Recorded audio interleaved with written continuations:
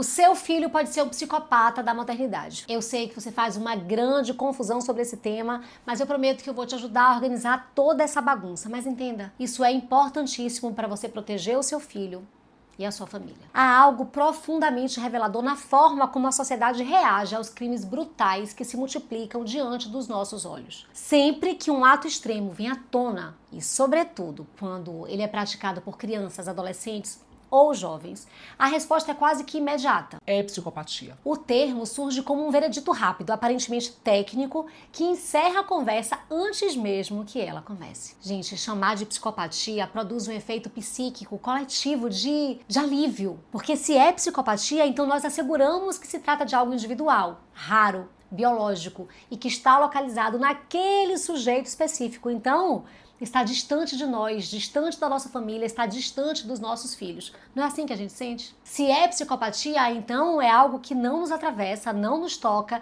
que não diz respeito à cultura que estamos reproduzindo, que não tem a ver com aquilo que todos nós estamos fazendo, que não tem a ver com os valores que nós estamos transmitindo ou com a sociedade que nós sustentamos no dia a dia. Só que aí, gente, a psicopatia passa a funcionar como um depósito simbólico onde jogamos tudo aquilo que nos ameaça moralmente. E é aí que vem o grande problema que precisa ser corrigido urgentemente. Bom, eu vou pedir a você que se inscreva aqui no canal, que curta esse vídeo e que compartilhe com outros pais, porque isso poderá salvar os nossos filhos. Bom, o que acontece quando se acredita e se diz logo que essas crueldades são frutos de uma psicopatia é que o mal vira uma exceção. E ele vem apenas de alguém que é um monstro e que já nasceu assim, gente. Aí então parece que todos nós estamos livres de cometermos maldades. Certamente era exatamente isso que pensavam as mães dos adolescentes que torturaram o cachorro-orelha ainda essa semana. Talvez você também tenha gritado por aí que eles eram todos demônios, psicopatas,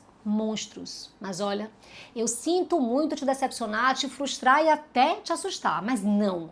Eles não são psicopatas. Pelo menos não são todos eles, né? Por mais difícil que seja ouvir isso e também dizer, como eles, gente, hoje em dia temos muitos, mas muitos mesmo. Mas a pior notícia é que amanhã nós teremos números muito maiores. E na semana que vem, o dobro do que temos hoje.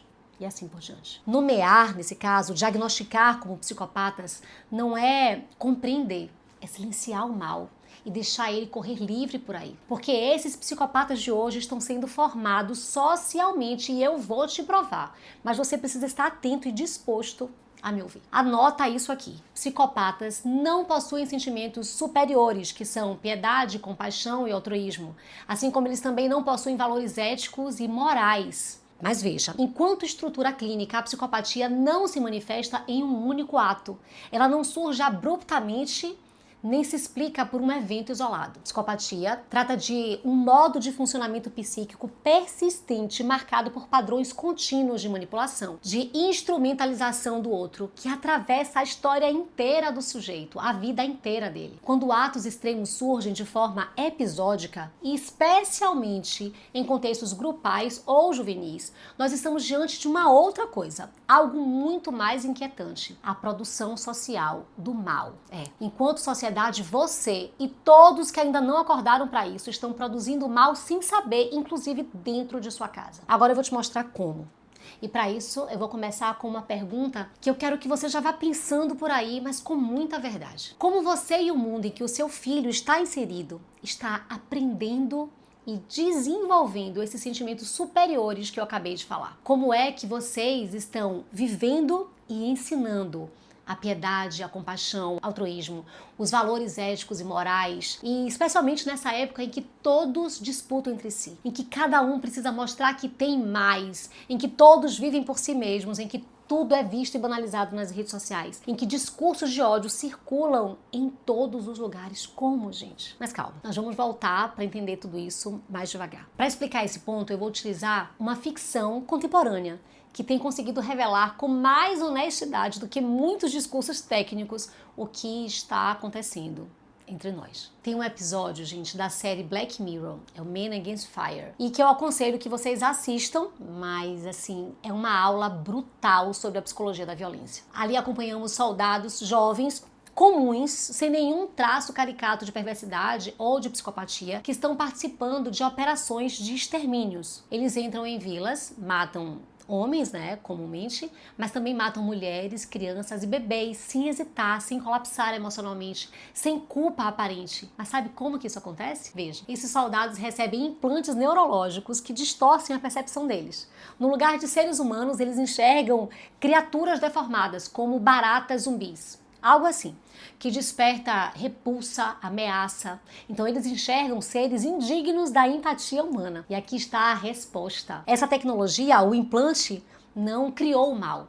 Ela apenas removeu o último obstáculo à violência: o reconhecimento do outro como sujeito. Então, o ponto central é devastador justamente porque desmonta essa explicação fácil, desmonta o diagnóstico precoce e te tira do seu conforto de pensar que só psicopatas são capazes de atos brutais. Aqueles soldados não eram psicopatas, eram pessoas comuns que só conseguiam matar porque foram treinadas a não ver humanidade dos seus inimigos. O episódio revela aquilo que atravessa toda a história da violência em massa. Ninguém mata com facilidade alguém que reconhece como semelhante, mas quase qualquer um é capaz de destruir aquilo que aprende a perceber como uma coisa. Parece duro demais, né? Mas eu vou te mostrar que esse processo não é exclusivo da guerra ou da ficção. Vou mostrar isso explicando como o ser humano é moldável e adaptável a qualquer realidade e a qualquer ambiente. Vejamos no nosso cotidiano. Quantos de nós conseguiríamos ver corpos abertos, ver pessoas gravemente feridas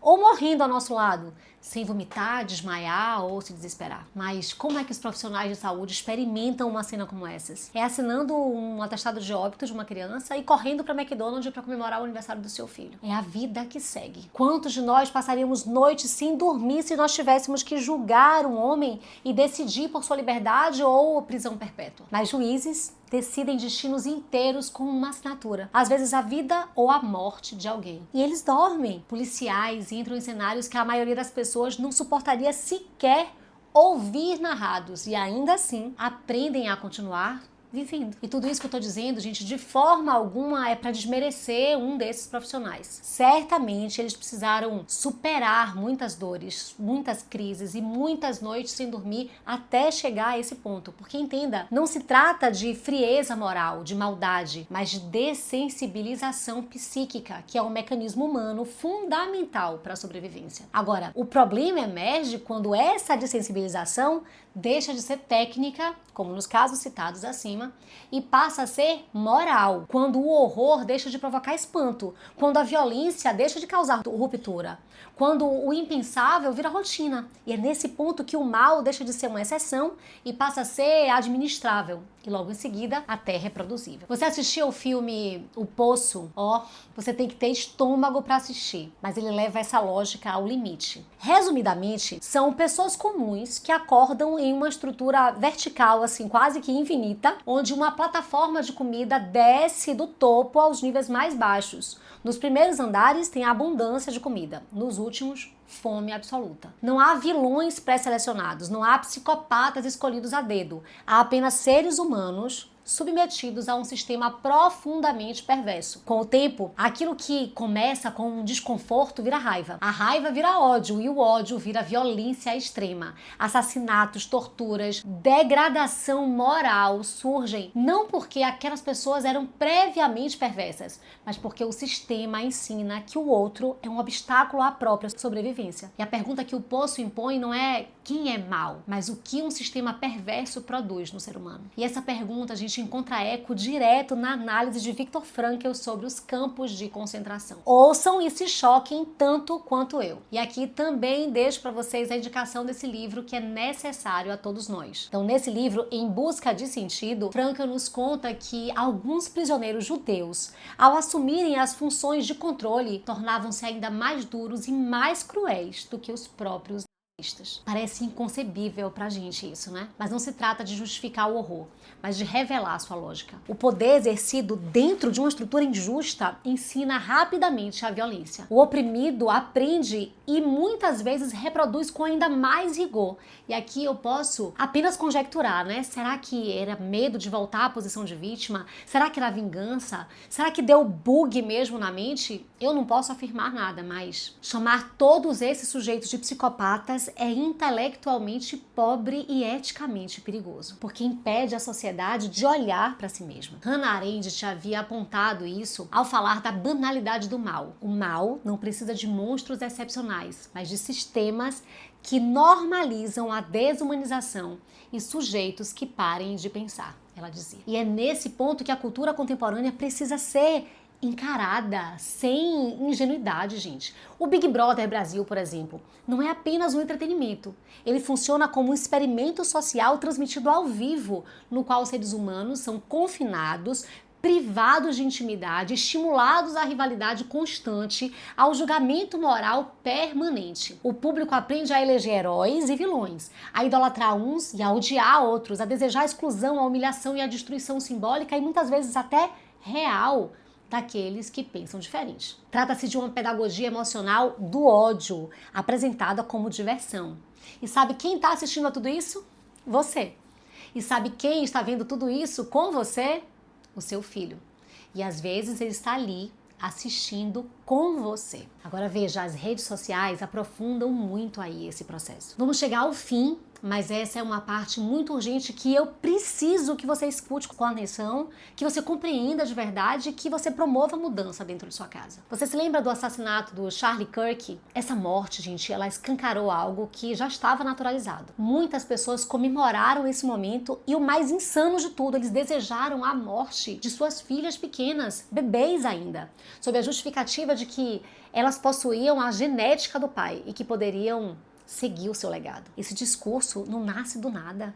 Ele é aprendido, repetido, legitimado e, sobretudo, é lido diariamente por crianças e adolescentes sem formação psíquica, que vão, sim, se acostumando à ideia de que o outro pode e deve ser eliminado quando representa ameaça ideológica. Sim, gente. Infelizmente, as crianças estão não apenas assistindo a tudo isso nas redes, como elas também estão lendo os comentários, que também já aprenderam a ver como normais e já estão também prontos para reproduzir com a mesma intensidade e verdade que os seus ídolos, que aqui eu poderia chamar de influencers. Nada disso acontece no vazio, gente. O colapso das funções familiares é parte central dessa engrenagem. A função materna é entendida não apenas como mero afeto, mas como a tradução do mundo emocional, a presença simbólica, a continência psíquica foi profundamente fragilizada. Não por falta de amor, eu sei, mas por um excesso de exigências que acabam esvaziando a presença da mãe. A função paterna, por sua vez, perdeu sua dimensão estruturante. O pai está até mais próximo da criança, né? Mais afetuoso, mas infelizmente tem abdicado da lei, do limite, da função de teto simbólico. Nesse cenário, gente, emergem o filho único e, de forma ainda mais grave, o fenômeno dos filhos do quarto. Crianças criadas entre quatro paredes, telas, sem irmãos, sem mediação emocional, sem presença parental afetiva. A internet passa a ocupar o lugar de mãe e o algoritmo o lugar do pai. E nesse caldo, gente, surgem os adolescentes emocionalmente dessensibilizados, com vínculos frágeis, baixa tolerância à frustração e alta capacidade de desumanizar o outro. Você percebe agora como os casos que nos chocam deixam de ser grandes enigmas quando vistos à luz desse processo? O menino que matou o pai, mãe e o irmãozinho de 3 aninhos e ocultou os corpos numa cisterna. Um grupo de colegas de 10 anos que matou a Alice, também de 10 anos, porque ela não quis beijar um dos meninos. O ódio que se organiza em grupo, a punição coletiva,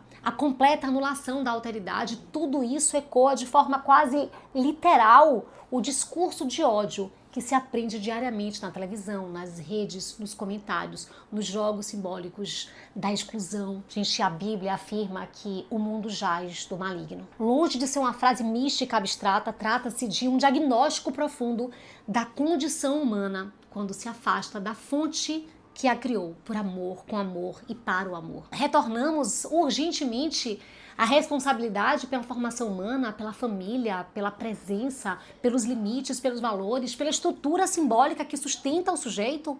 Ou nós continuaremos produzindo aquilo que nós fingimos combater? Não se trata de psicopatia, trata-se de uma sociedade adoecida, de uma humanidade que terceirizou sua tarefa fundamental, que é formar humanos. Enquanto nós insistirmos em diagnósticos que aliviam a consciência e eximem a cultura da responsabilidade, nós seguiremos nos chocando com um crime por algumas horas, até o próximo crime acontecer. E talvez até nós paremos de nos chocar. É verdade que existem psicopatas que já nascem condenados à insensibilidade, à falta de empatia, que nascem limitados pela sua biologia, mas até esses, apesar da sua irreversibilidade, não são obrigatoriamente criminosos. Mas a grande maioria dos crimes bárbaros que nós vemos não são cometidos por psicopatas. Porque, gente, esses monstros que agora estamos vendo, eles não nascem prontos. Eles estão sendo produzidos lenta e silenciosamente pelas próprias mãos da sociedade que se recusa a olhar para dentro de si.